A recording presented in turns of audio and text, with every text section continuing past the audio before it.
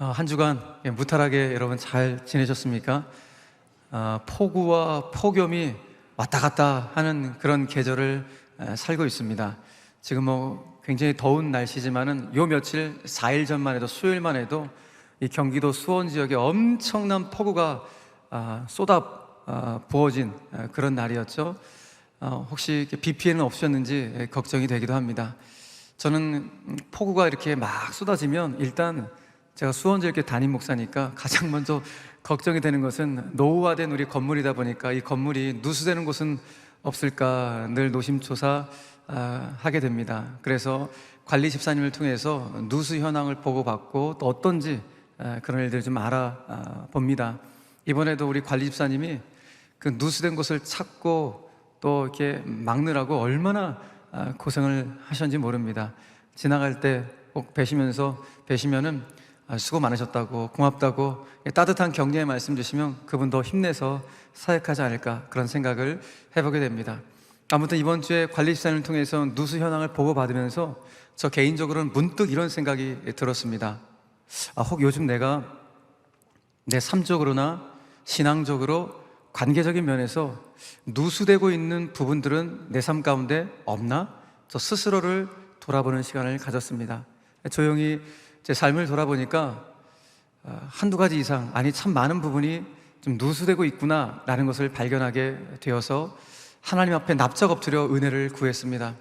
무엇보다도 주님을 향한 나의 사랑이, 그리고 복음을 향한 나의 열정이 세상 즐거움에 새어나가지 않도록 주의 은혜를 구했고, 무엇보다 제가 정말 좋아하는 찬송이요 고백인 주 예수보다 더 귀한 것은 없다는 이 고백이 찬송 가사로 그쳐지는 것이 아니라 내 일평생 단 한순간도 내 삶에서 떠나가지 않기를 은혜를 구했습니다.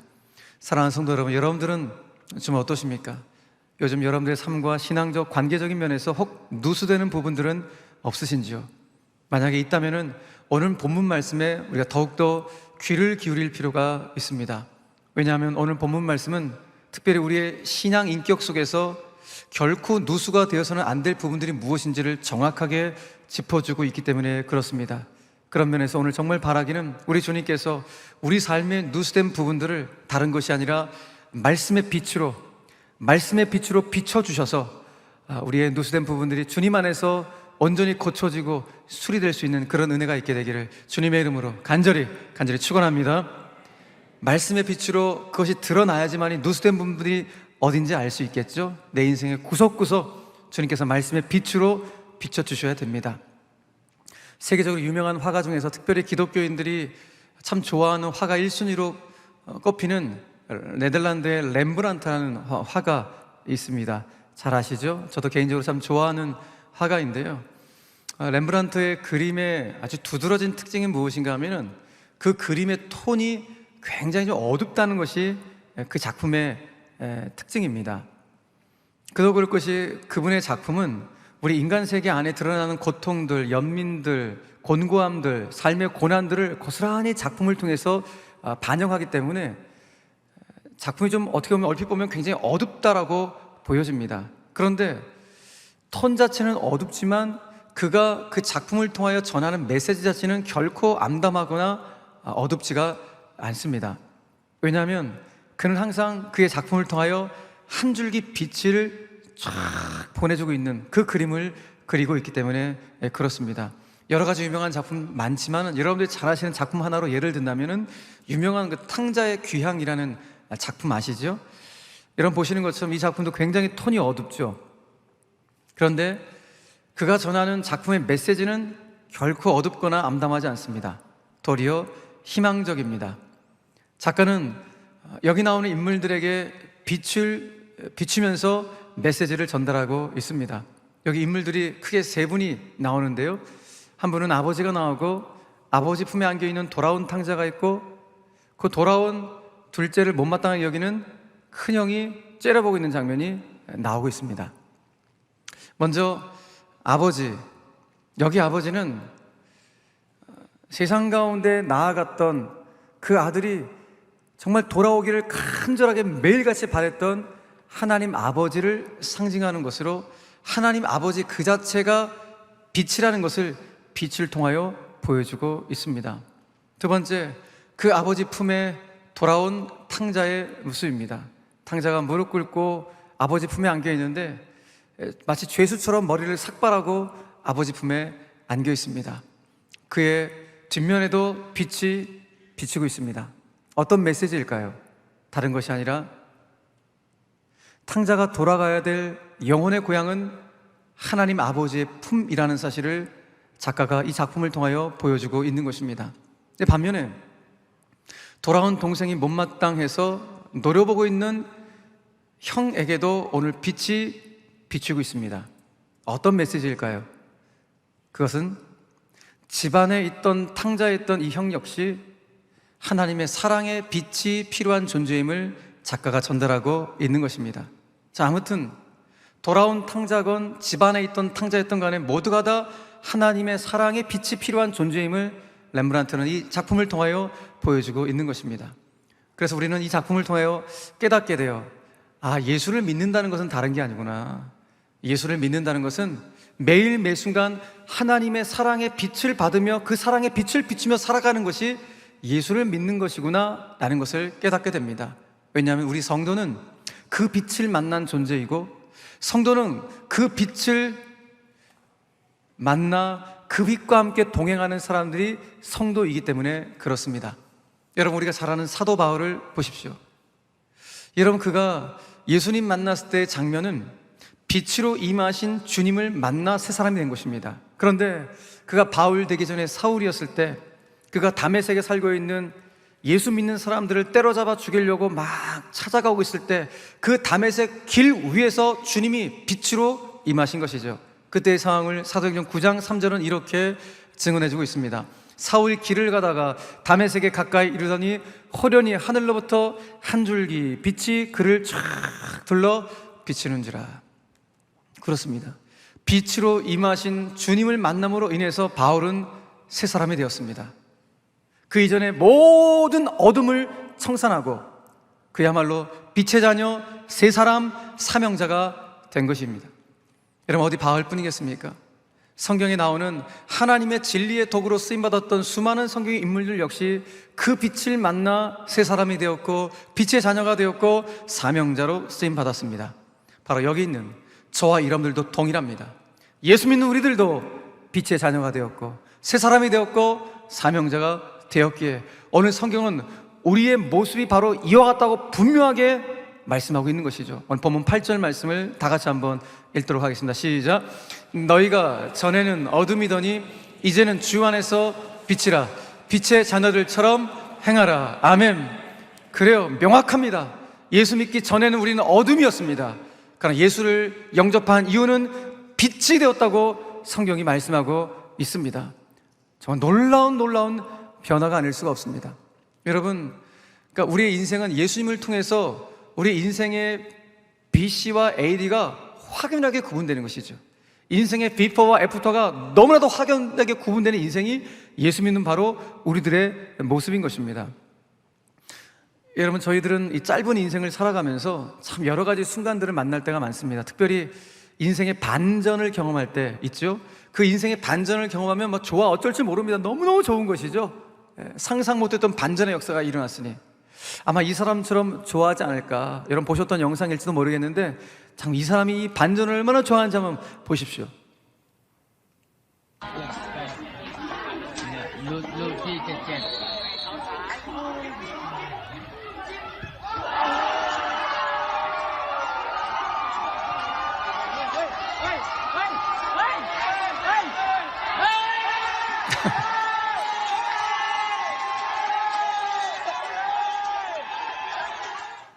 기가 막힌 반전이죠. 여러분, 인생이 때론 매력적이에요.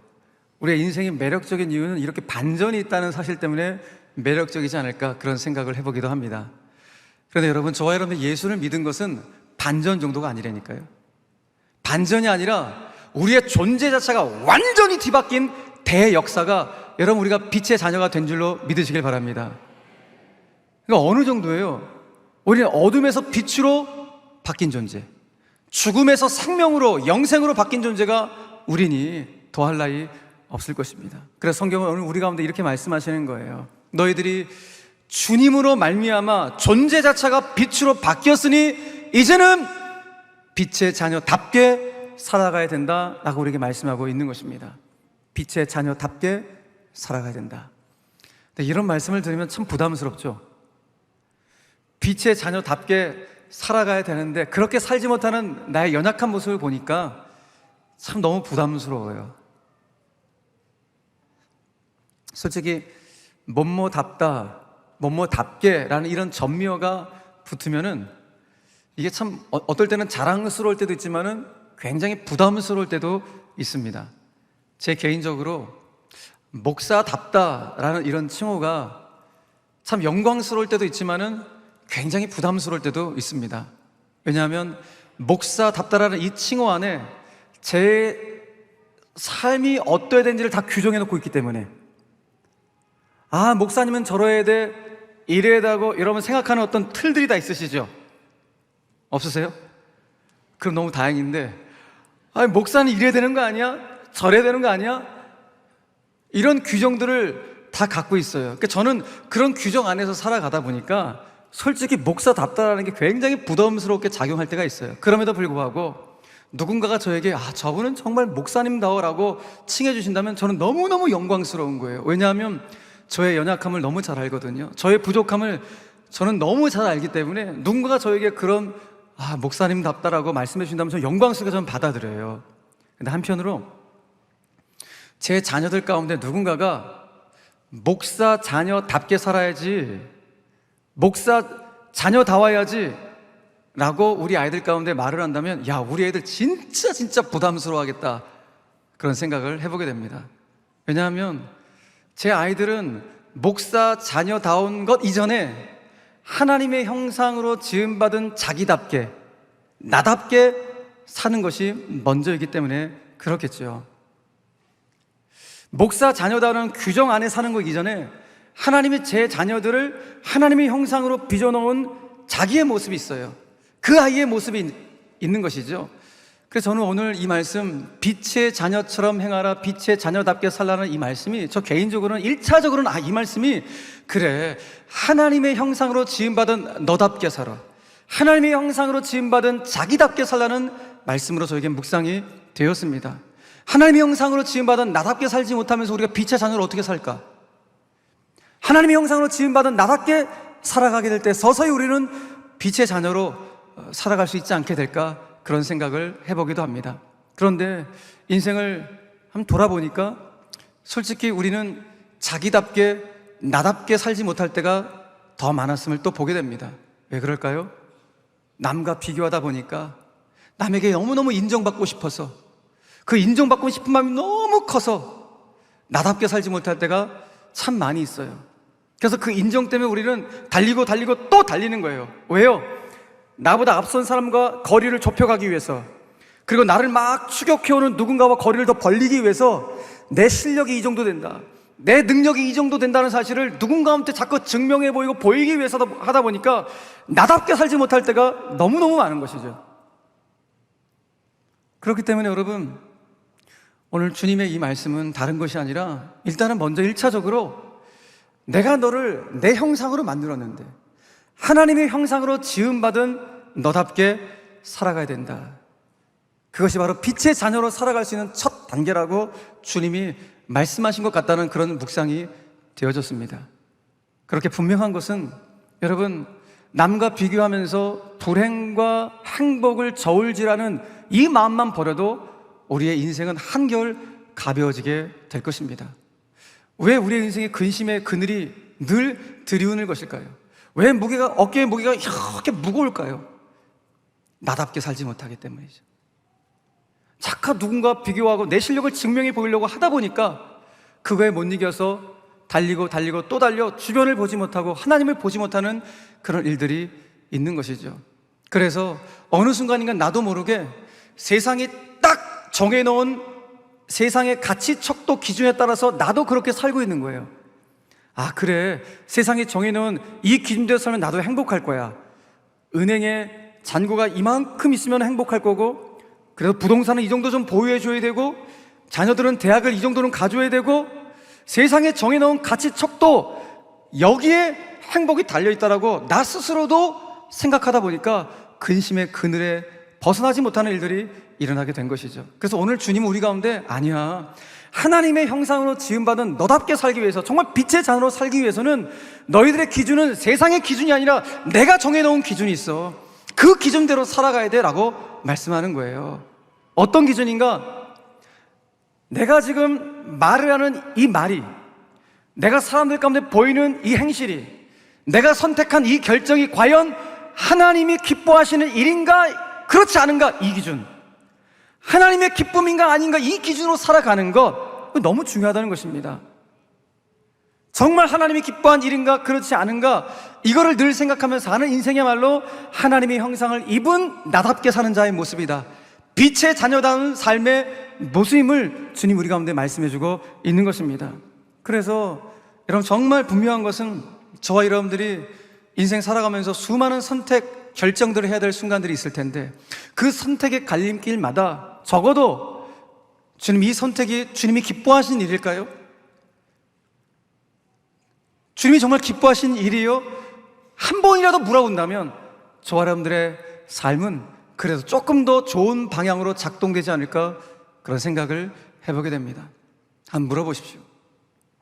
우리의 인생의 낭패는 때론, 아니 거의 다 내 뜻이 우선될 때가 태반입니다. 하나님의 뜻이 무엇인가를 묻지 않고 내 뜻이 우선될 때가 너무 많아서 인생의 낭패를 볼 때가 참 많은 것을 저 자신도 스스로 깨달을 때가 너무너무 많습니다.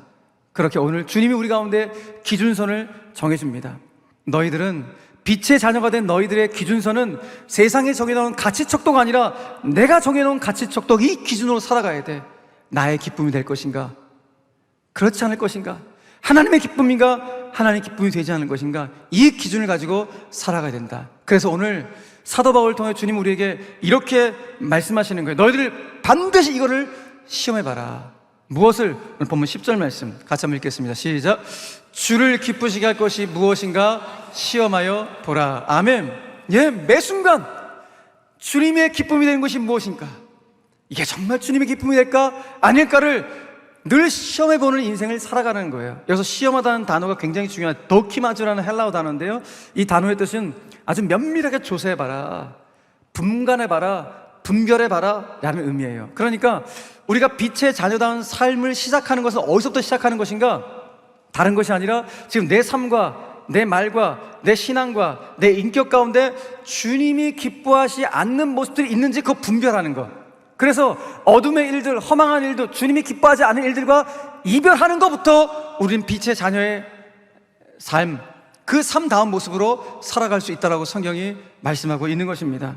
그래서 오늘 사도 바울은 오늘 빛의 자녀들 가운데 명확한 선을 딱 그어줘요. 명확한 선. 어떤 선인가? 구체적으로 이 선을 그어줍니다. 자, 3절과 11절 말씀 먼저 좀 읽겠습니다. 3절 말씀 시작. 음행과 온갖 더러운 것과 탐욕은 너희 중에서 그 이름조차도 부르지 말라. 이는 성도에게 마땅한 바니라. 11절 말씀 같이 읽겠습니다. 시작.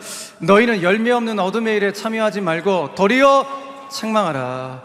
어둠의 일과 같은 음행과 더러운 행실과 이런 탐욕들은 너희 입 밖에 두지 말고 그거 가까이 하지 마. 너희들의 것이 아니야. 그것과 이별해야 돼 라고, 결별해야 돼 라고 주님이 말씀한 명확한 기준선을 보여줍니다. 이건 내가 기뻐하는 게 아니라는 것이죠.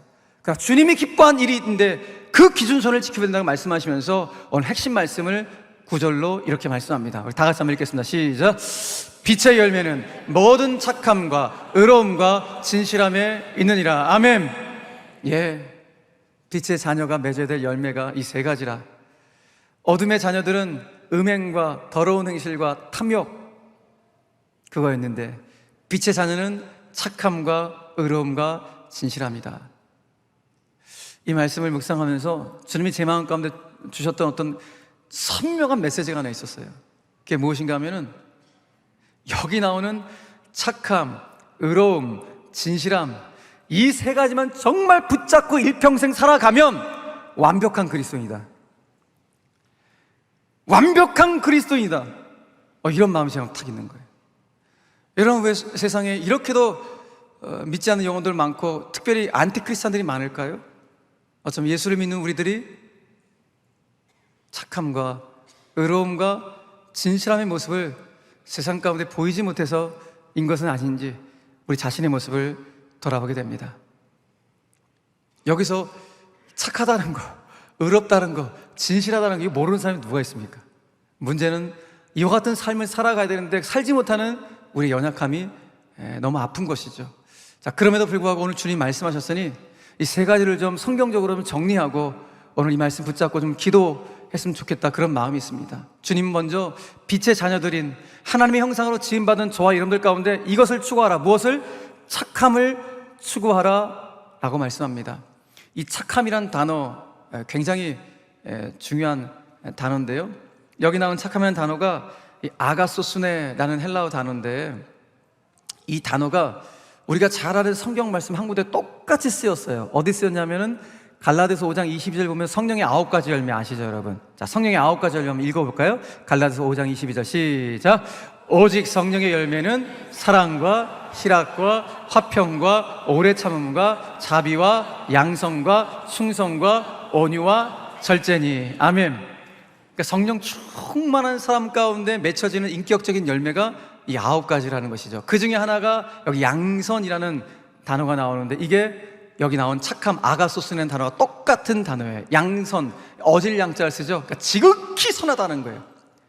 지극히 선한 것, 이 양선이고 성령 충만한 사람 가운데 나오는 모습이라는 것이죠. 그래서 우리는 여기서 깨달아요. 아, 빛의 자녀는 성령 충만한 사람이구나. 성령 충만한 사람은 지극히 착한 사람이구나. 이걸 우리에게 말씀해 주는 것입니다. 여러분, 그런 차원에서 참 우리가 착하게 산다는 거, 뭐 세상 사람들도 다 착하게 사는 거 추구하는 거 아니겠습니까? 그래서 주님은, 예수는 우리에게는 한 단계 더 진짜 착함이 요구되어진다는 거예요. 왜? 당신이 착한 목자니까. 당신이 선한 목자 대신, 착한 목자 대신 주님이니까 그 착한 목자 대신 주님을 따라가는 양인 우리들도 착한 양이 되어야 된다. 한순간도 못된 양이 되어서는 안 된다.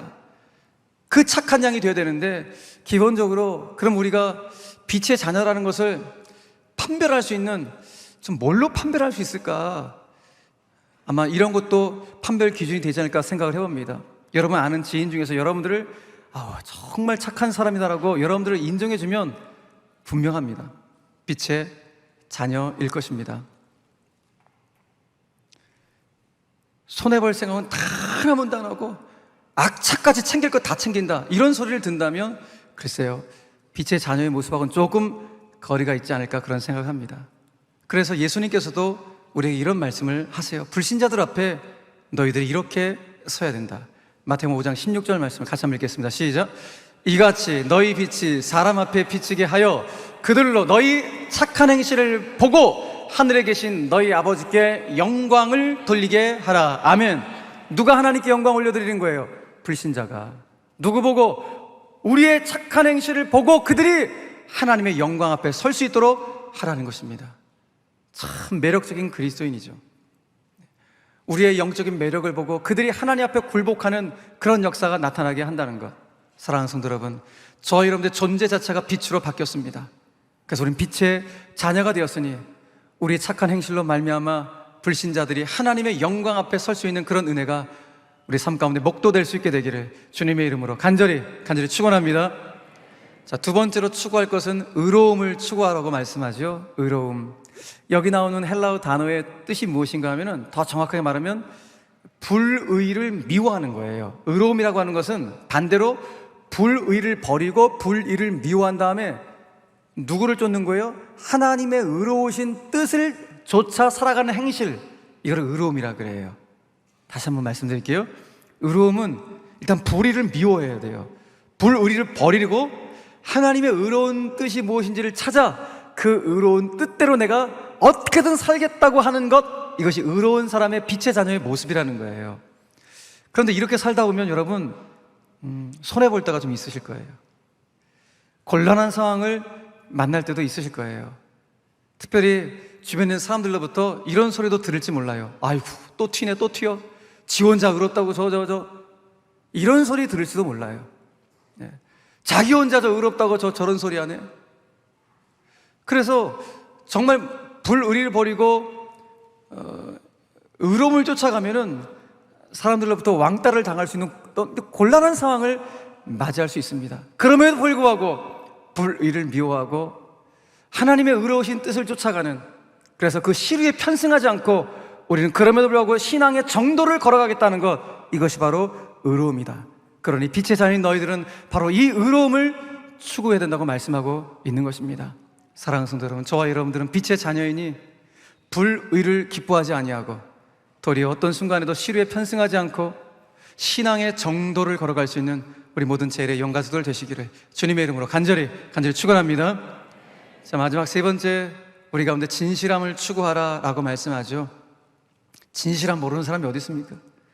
그래서 헬라어 단어 뜻도 그대로예요. 거짓이 없어. 진실한 어떤 행실을 하는 것, 이거 진실함으로 번역을 해놨습니다. 그러니까 쉽게 말해서 진실한 사람은 겉과 속이 다르지 않는 사람, 그래서 사람들로부터 신뢰를 받는 사람, 이게 진실한 빛의 자녀의 결과인 것이죠. 여러분, 저와 여러분들이 누군가한테 어떤 말을 이렇게 하는데 그 상대방이 내 말을 가감없이 그대로 다 신뢰해줘요. 이거만큼 여러분 큰 축복이 어디 있겠습니까? 왜요? 내가 신뢰받는 존재라는 걸 깨달으니까. 누군가한테 그렇게 신뢰를 받는다면 여러분 정말 축복이겠죠. 최근에 어떤 정치인이 통화를 하면 죄다 그 통화 내역을 녹음을 했다고 하죠. 그러니 그 통화한 사람은 어떤 심정이었을까요? 물론 녹음한 그 사람은 정치적으로 본인 스스로를 방어하기 위한 어떤 차원으로 미리 뭐 이렇게 준비한 그런 게 될 수 있겠지만은, 그 통화를 한 사람은 다시는 그 사람과 통화하고 싶은 마음이 없는, 그 사람에 대한 신뢰가 곤두박질 치게 되었을 것입니다. 아니면 뭔 얘기하면 다 통화를 녹음해 버리니까 무슨 말을 어떻게 할 수가 있겠습니까? 신뢰가 바닥을 친 것입니다. 여러분, 그렇습니다. 겉과 속이 다르지 않는 것, 다시 말해서 신뢰를 받는 것, 이것이 바로 빛의 자녀, 하나님의 형상으로 지음받는 하나님의 사람들의 아름다운 모습이어야 됨을 성경이 말씀하고 있는 것입니다.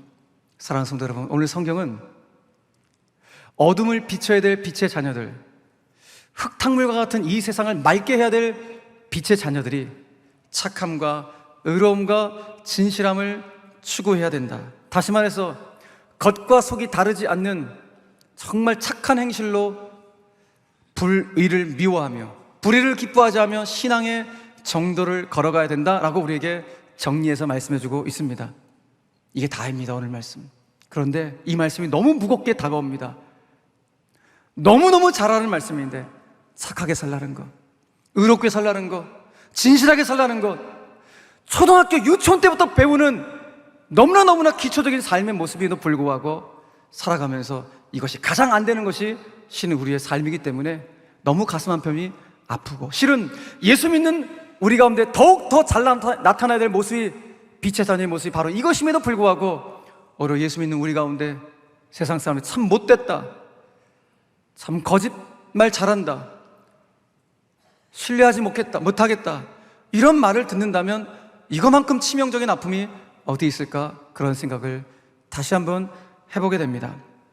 그래서 오늘 주님은 우리 가운데 따끔하게 말씀하시는데, 그거 다 아는 내용인데 문제는 그렇게 살지 못하니까 살아가야 된다, 그렇게 살아내야 된다고 말씀하면서, 그럼 어떻게 우리가 이걸 늘 생각하면서 살아갈 수 있는가? 영적으로 깨어 있어야 돼. 그 잠에서 깨어나야 돼. 영적인 잠에서 벌떡 일어나야지만이 너희들이 이와 같은 빛의 자녀의 모습을 살아갈 수 있다라고 그렇게 따끔하게 말씀합니다. 사도 바울을 통하여 우리 가운데 말씀하시는 주님의 음성을 한번 마지막으로 들어보십시오. 마지막 14절의 말씀을 다시 한번 읽겠습니다. 시작. 그러므로 이르시기를 잠자는 자여 깨어서 죽은 자들 가운데서 일어나라. 아멘. 잠자는 자여 깨어서 일어나라. 그리고 세상 가운데 빛을 비추며 살거라. 주님 말씀하십니다. 잠자는 자라고 우리 가운데 말씀합니다. 영적인 게으름과 영적인 나태함을 박차고 일어나서 빛의 자녀답게 세상 가운데 지금 우리 안에 있는 충만한 예수의 빛, 지금 우리 안에 있는 예수의 그 충만한 생명의 빛, 사랑의 빛을 세상 가운데 비추며 살아가야 되지 않겠니라고 주님이 우리 가운데 요청하고 있으신 것입니다. 사랑하는 성도 여러분, 왜 우리가 그렇게 살아가야 됩니까? 존재 자체가 빛으로 바뀌었기 때문입니다. 이제는 우리는 어둠의 생활을 청산하고 존재 자체가 완전히 빛으로 바뀌었기 때문에 이제 그 빛된 삶을 살아가야 된다고 주님이 말씀하고 있는 것입니다. 빛된 삶을 살아내는 것, 바로 이것이 거룩입니다. 거룩은 다른 것이 아닙니다. 이와 같이 빛된 삶을 조금씩 회복해 가는 것이 거룩한 생활입니다. 강정훈 목사님의 생활 거룩이라는 책에 보니까 우리나라에 복음이 들어와서 교회가 세워졌던 아주 초창기 우리나라 초대교회 이야기의 한 대목이 실려져 있는데, 오늘 이 이야기를 여러분들 가운데 제가 소개하면서 오늘 말씀을 맺고자 합니다. 복음이 들어와서 가장 영적인 부흥이 일어났던 지역이 평양이었습니다. 그러니까 평양 대부흥 운동도 일어나게 되었죠. 그러니까 평양이라는 것은 정말 우리나라의 동양의 예루살렘이라고 할 정도로 엄청난 부흥의 역사가 있었던 곳이 평양이었습니다. 그런데 그것이 지금 공산당의 소굴이 되었으니 정말 가슴칠 노릇이 아닐 수가 없습니다. 그런데 그 당시에 평양에서 교회가 막 있어 신앙생활을 할 때 한 믿음 좋은 여자 성도님이 계셨습니다. 이 성도님 평양에서 이렇게 신앙생활을 하다가 이사를 가시게 되었어요. 황해도 진난포라는 곳으로 이사를 가시게 되었습니다. 그런데 자기가 이사 가는 곳에는 예배당이 없으니까 주일날 예배드리기 위해서는 평양까지 와야 되는 거예요. 너무 먼 것이죠. 이 상황을 계속 반복하는 거예요. 근데 주일날 예배를 드리기 위해서는 주일 아침에 출발하면 갈 수가 없겠죠.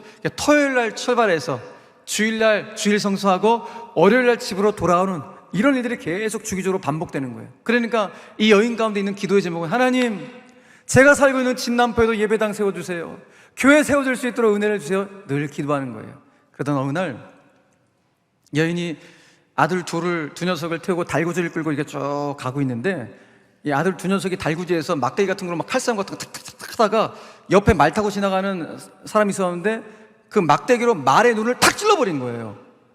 그 말이 완전히 깜짝 놀라갖고 꽹! 말이 어떻게 되겠습니까? 으악 하겠죠. 그러니까 말 위에 타고 있는 사람이 완전히 그 말에서 곤두박질 치면서 큰 부상을 입게 되었습니다. 그래서 이 두 녀석이 경찰에 연행이 되었고 끝내 재판까지 가게 된 거예요. 재판장이 묻습니다. 야, 누가 그랬냐? 형하고 동생이 모두가 다 제가 그랬습니다 그러는 거예요. 재판장이 너무 난감해진 거예요. 그래서 의견을 묻기 위해서 이 어머니를 불렀어요. 이거 어떻게 된 거고 누가 한 거냐, 잘잘못을 따져야 되니까. 이 어머니가 그 재판장 가운데 이렇게 말을 합니다. 벌을 받는다면 작은 아들한테 벌을 좀 내려주세요. 저는 이 가정으로 개가를 했습니다. 큰 아이는 전처의 소속이고 작은 아이는 제가 낳은 아이입니다. 제가 낳은 둘째 녀석한테 벌을 주려면 벌을 주십시오 라고 이야기를 합니다. 그러니까 재판장이 깜짝 놀라 이 말에 감동을 받은 거예요. 그럼 묻습니다. 당신 뭐 하는 사람이요? 여인이 대답합니다. 저 예수 믿는 사람이요. 재판장이 다시 묻습니다. 아니, 예수 믿으면 다 그렇게 돼요? 여인이 대답합니다. 네, 예수 믿으면 이렇게 됩니다. 재판장이 감동을 받아 이렇게 이야기를 했답니다. 내가 돈을 줄 테니까 당신 살고 있는 진남포 땅에 예배당을 세워서 당신과 같은 사람이 많이 생기도록 해주시오 라고 이야기를 해서 진남포 땅에 예배당이 세워지게 되었다는 것입니다. 당신과 같은 사람, 어떤 사람이에요? 오늘 성경 말씀하면 착하고 의롭고 진실한 빛을 비추는 당신과 같은 사람이 이 땅에 많이 생길 수 있도록 그렇게 해달라는 이 모습. 불신자였던 재판관이 하나님의 영광 앞에 서는 그 하나님의 영광을 목도하는 모습, 누구를 통하여? 이 여인의 착한 행실, 정직한 모습을 통하여 그 영광을 목도하게 된 것입니다. 사랑하는 성도 여러분, 바로 이 모습이 우리 안에는 예수의 빛을 비추는 빛된 삶이 아닐까요? 어떤 빛이었습니까? 착함과 의로움과 진실함의 빛이었습니다. 사랑하는 성도 여러분, 우리 영적인 게으름과 나탐에서 일어나서 우리 안에는 예수의 빛을 세상 가운데 비추며 살아갑시다. 어떤 경우에도 우리 안에 있는 이 빛, 착함과 의로움과 진실함의 삶을 우리 어떤 경우에도 포기하지 맙시다. 그래서 일평생 내 남은 여생, 다른 것이 아니라 우리의 신앙 인격에 어떤 경우에도 누수가 생기지 않고 오직 하나님의 영광을 위하여 살아갈 수 있는 정말 매력적인 그리스도인들, 저분은 정말 신뢰할 만하다, 저분은 정말 예수 믿는 사람답다, 이와 같은 이야기를 들을 수 있는 정말 매력적인 그리스도인으로 살아갈 수 있는 우리 모든 제1의 영가족들 다 되시기를 주 예수 그리스도 이름으로 간절히 축원합니다. 아멘.